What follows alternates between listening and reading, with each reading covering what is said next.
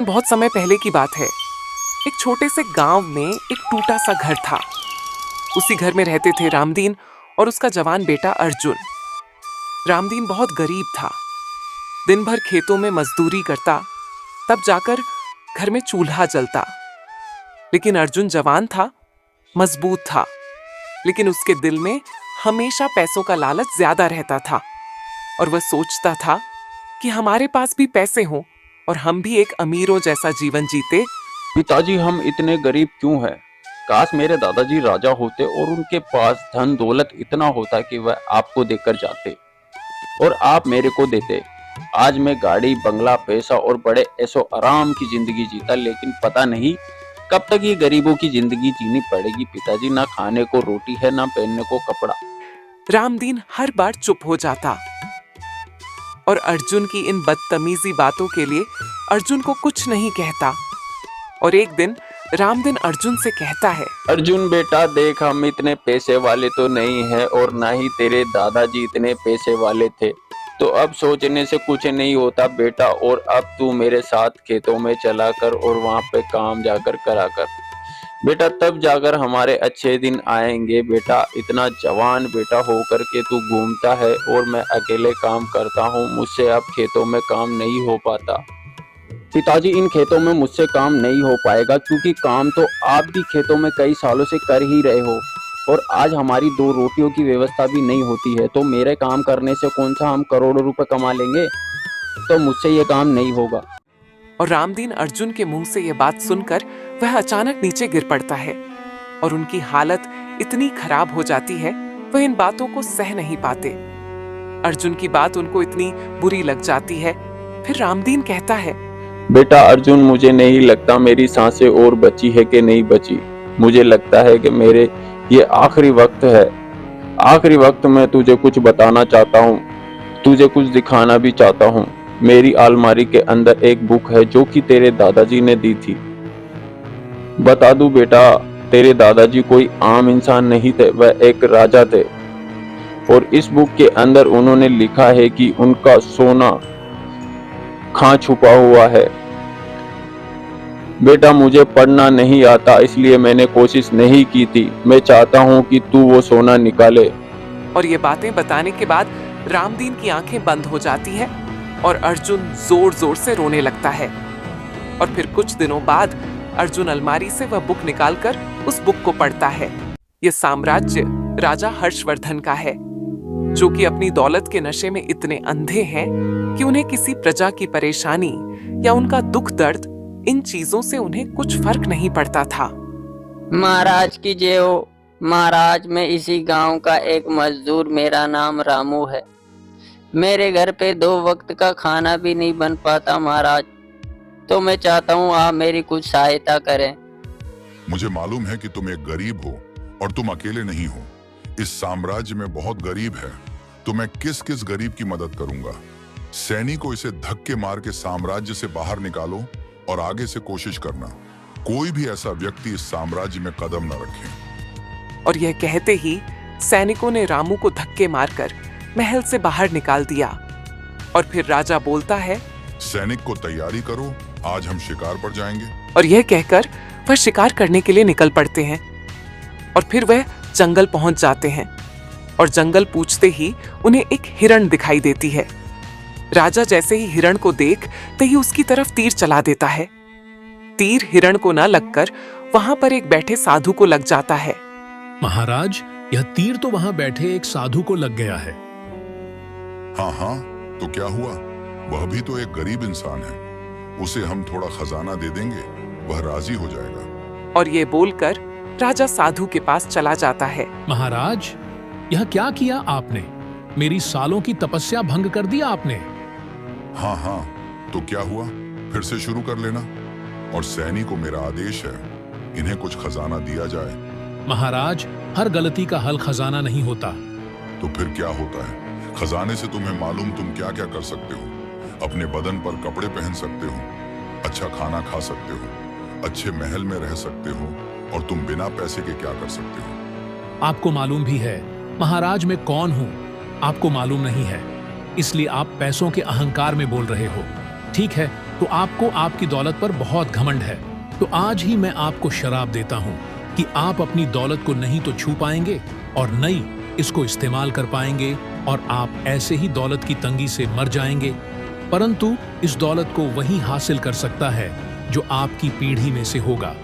जो भी इस श्रापित दौलत को इसके 3 पड़ाव पार करके ही हासिल कर पाएगा, और आज ही से आपकी सारी दौलत एक गुफा के अंदर श्रापित हो जाएगी। और फिर ऐसा ही हुआ। राजा का साम्राज्य एकदम से खत्म हो गया और उनकी सारी दौलत एक गुफा में श्रापित हो गई। अरे बाप रे बाप, ये तो बहुत गंभीर मामला है। अब इस गुफा को ढूंढना पड़ेगा। वैसे तो किताब में इसका जिक्र है कि ये जंगल में है। यह कहकर अर्जुन जंगल की ओर निकल पड़ता है। जंगल में चलते चलते बहुत खोजने के बाद उसे एक गुफा मिल ही जाती है। ओहो, मुझे लगता है ये वही गुफा है, लेकिन इसके अंदर कैसे जाऊंगा मैं?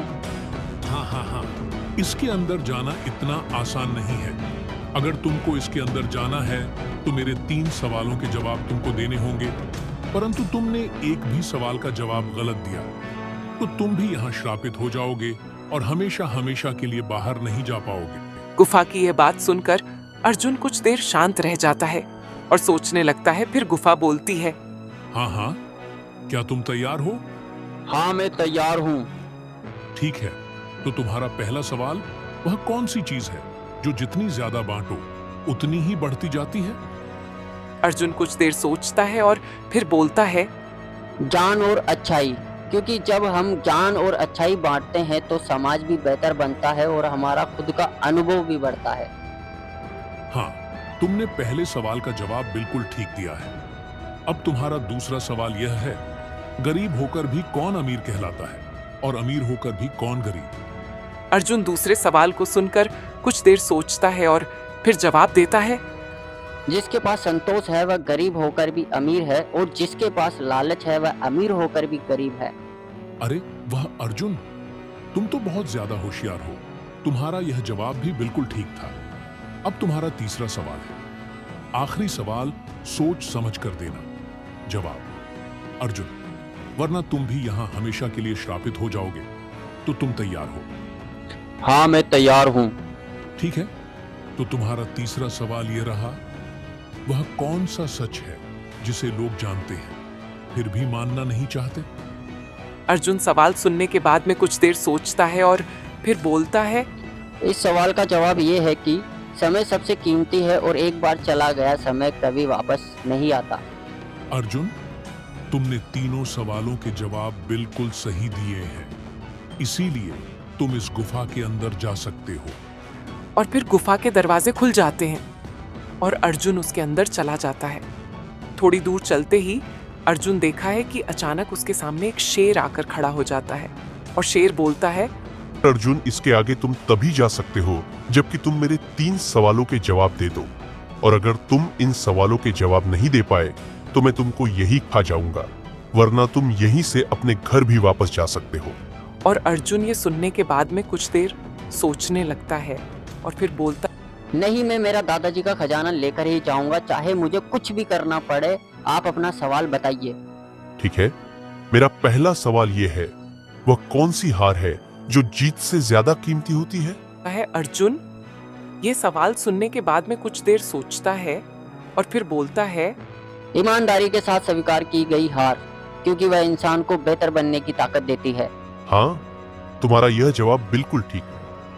अब मेरा दूसरा सवाल, कौन सी दौड़ है जिसमें सबसे आगे वही होता है जो रुककर दूसरों की मदद करता है?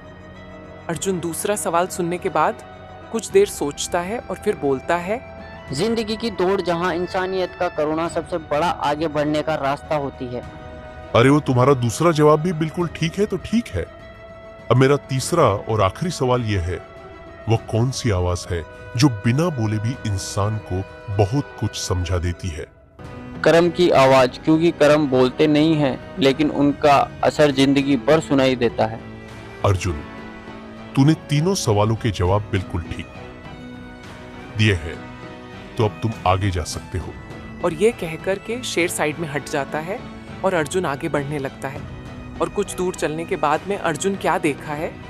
अर्जुन देखता है अर्जुन के सामने बहुत सारा खजाना पड़ा हुआ था, लेकिन खजाने के आगे एक भयानक साथ दिखने वाला इंसान खड़ा हुआ था और वह बोलता है, अर्जुन, तुम्हें मेरे 3 सवालों के जवाब देने होंगे और फिर यह सारा खजाना तुम्हारा। परंतु तुमने एक भी सवाल का जवाब गलत दिया तो तुम यही पत्थर की मूर्ति बन जाओगे। तो सोच समझ के सवाल का जवाब देना। और ये सुनने के बाद अर्जुन सोचने लगता है। इतने में ही शैतान बोलता, हाँ, क्या तुम तैयार हो? हाँ, मैं तैयार हूँ। ठीक है, तो मेरा पहला सवाल यह है, अगर सच बोलने से किसी का दिल टूट जाए तो क्या झूठ बोलना सही है? अर्जुन शैतान का सवाल सुनकर सोचने लगता है और फिर बोलता है, झूठ कुछ पल की राहत देता है, लेकिन सच लंबे समय तक भरोसा बनाए रखता है। हाँ, अर्जुन, तुम्हारा जवाब बिल्कुल सही है। अब मेरा दूसरा सवाल, क्या पैसा इंसान को बड़ा बनाता है या इंसान पैसे को? पैसा सिर्फ सुविधा देता है, इंसान का चरित्र ही उसे बड़ा बनाता है। अरे वह अर्जुन, तुमने 2 सवालों के जवाब बिल्कुल सही दिए हैं। अब तुम्हारा तीसरा और आखिरी सवाल यह है, अगर समय वापस मिल जाए तो क्या इंसान सच में बदल सकता है? अर्जुन, सोच समझकर जवाब देना, क्योंकि यह आखिरी सवाल है। और अर्जुन सवाल सुनने के बाद में सोचने लगता है और फिर कुछ देर सोचने के बाद वह जवाब देता है, समय नहीं, सोच बदलने से ही इंसान बदलता है। और ऐसे करके अर्जुन सारे सवालों के जवाब बिल्कुल सही दे देता है और तीनों पड़ाव भी पार कर लेता है। अब जाकर ये शैतान साइड में हट जाता है और अर्जुन को कहता है, अर्जुन, अब यह सारा खजाना तुम्हारा हुआ। और अर्जुन सारे खजाने में से कुछ खजाना ले लेता है और बाकी का खजाना गांव वालों में बांट देता है, क्योंकि उसके दादाजी बिल्कुल घमंड वाले थे। अपनी दौलत पर वह अहंकार करते थे। इसीलिए अर्जुन सोचता है कि इस खजाने पर गांव वालों का भी हक है, तो वह गांव वालों में बाकी का खजाना बांट देता है और अर्जुन बहुत खुश हो जाता है और गांव वाले भी खुश हो जाते हैं।